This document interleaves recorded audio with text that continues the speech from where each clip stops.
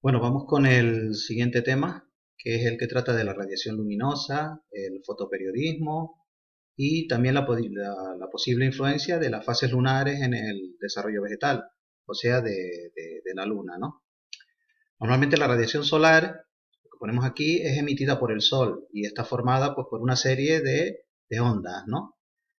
Estas ondas, ¿en qué se nos van a traducir? Sobre todo en las plantas, en luz y en calor.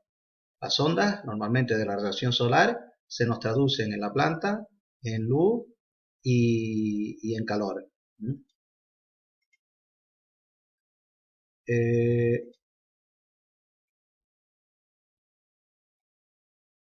Perdón.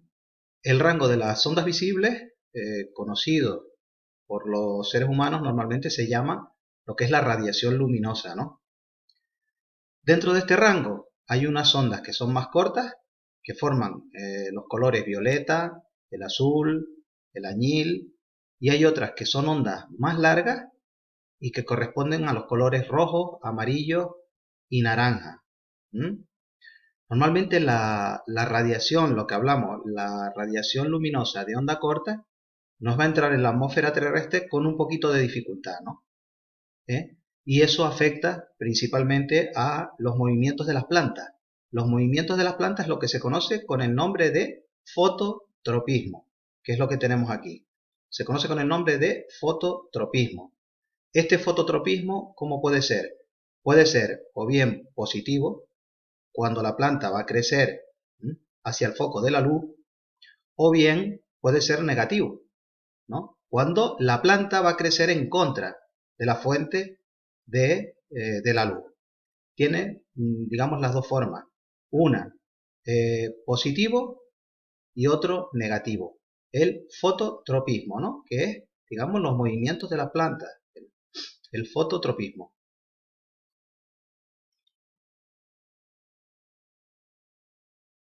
Perdón, a ver.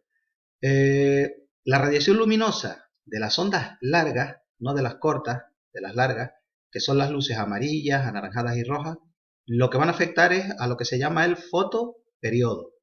¿Mm? Es un conjunto de procesos, normalmente el fotoperiodo, que van a estar, digamos, muy relacionados con ciertas funciones biológicas de la planta. Por ejemplo, con su reproducción, con el crecimiento. Todo esto es usando este fotoperiodo, realmente se refiere a la alternancia de los días y de las noches del año y también de la duración de estas según las estaciones y el ciclo solar. Digamos, eso es lo que se conoce como el fotoperiodo, que es el conjunto de procesos de las especies vegetales mediante las cuales regulan sus funciones biológicas. ¿Mm? Lo digo, reproducción, crecimiento, y todo esto usando los parámetros de los días y de las noches del año, y también de la duración, tanto de las estaciones como de los ciclos solares. Eh, a ver, la energía solar recibida por la superficie puede estar relacionada con varios factores. La primera, sobre todo, es la inclinación de los rayos solares sobre la superficie. Cuanto más perpendiculares sean esos rayos, más energía va a recibir la superficie. Esto es, digamos, normal, por ejemplo, en la zona del Ecuador. Cuanto más perpendiculares sean, más energía recibe. Esto tiene mucha implicación en las estaciones del año. Por ejemplo, en verano los rayos del sol van a caer más perpendiculares y por eso se calienta más. Por ejemplo, en las zonas del Ecuador, que los rayos caen más perpendiculares, siempre va a ser más calor que en zonas, digamos, más de los polos. También influye mucho lo que es la composición y la transparencia de la atmósfera, ¿no? Aquí tenemos, por ejemplo, el efecto, por ejemplo, de la calima, ¿no? Si en la atmósfera hay presencia de polvo, de humo, de dióxido de carbono, de vapor de agua, del ozono, de cualquier sustancia, ¿no? Que bloquee el paso de la radiación solar, llegará menos luz y menos calor a la superficie terrestre. Eso siempre nos pasa cuando sobre todo en este caso en el efecto de la calima. Las plantas van a utilizar la mayor parte de esa radiación tanto para la transpiración, y quizás en menor porcentaje también para realizar la fotosíntesis, ¿no? La radiación siempre, digamos, es más para la transpiración que para la fotosíntesis. Ya vimos antes que el fotoperiodo siempre es la respuesta que nos va a ofrecer la planta a la alternancia de periodos de iluminación y de oscuridad, ¿no? La manifestación más importante de ese proceso, de eso que se llama fotoperiodo, es lo que se conoce o lo que, digamos, el proceso al que más va a influir o en el que más va a influir es en la floración. Las plantas normalmente están adaptadas a ciclos de luz y de oscuridad de las diferentes regiones del planeta. Nunca va a ser, digamos, lo mismo en zonas de Ecuador, del Ecuador terrestre, que en zonas de los polos, ¿no?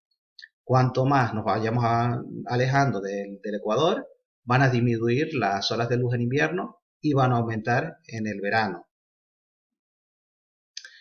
Según la respuesta a este fotoperiodo, las plantas en que se van a clasificar. Tenemos plantas de día corto, que son las que proceden de regiones ecuatoriales, tropicales, subtropicales, que florecen con una iluminación diurna menor a 14 horas. Esas son las de plantas de día corto.